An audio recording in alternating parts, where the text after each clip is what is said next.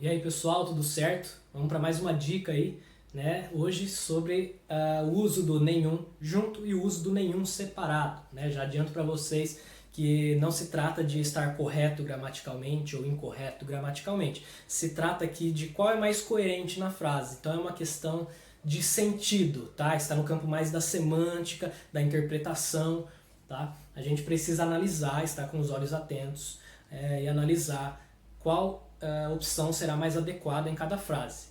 Tá? Então, vamos primeiro começar pelo nenhum, tudo junto. O nenhum, tudo junto, ele é um pronome indefinido e ele é o oposto de algum. Assim como o ninguém é um pronome indefinido que é o oposto de alguém. Tá? Então, quando eu utilizo nenhum, quer dizer que na minha frase eu quero dar um sentido de indefinição. Né? Então, veja nesse exemplo. Nenhum de nós seria capaz. Vamos substituir pelo algum? Né? Essa dica é importante, a gente pode substituir pelo algum. Se ficar certo o algum, se ficar legal a frase, coerente, então o uso do nenhum é mais apropriado. Então, algum de nós seria capaz?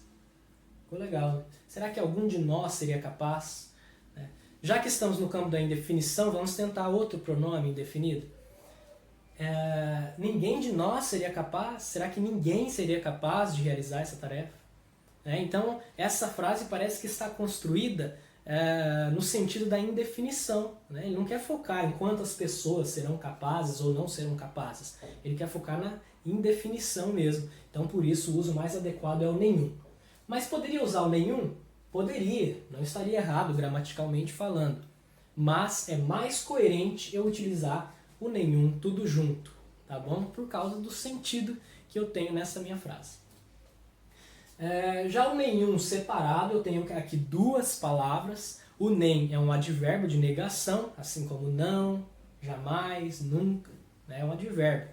E o é um numeral, pode ser um artigo também, mas nessa expressão o é um numeral.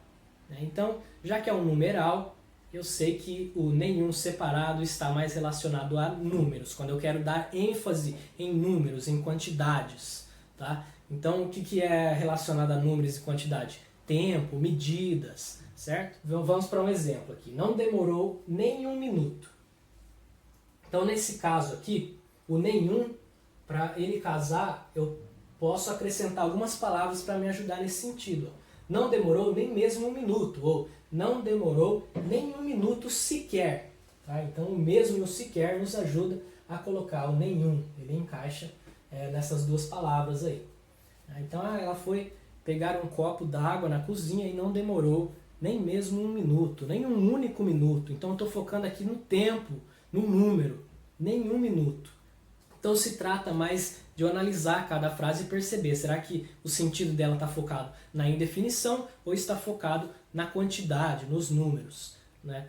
Tanto em um exemplo quanto no outro eu poderia usar os dois, não estaria errado, tá bom? Gramaticalmente falando. Mas em um caso, o nenhum junto é mais coerente e no outro caso, o nenhum separado é mais coerente. Tá? Mas existem algumas exceções, como toda regra na nossa língua, tem essa chatice das exceções. Né?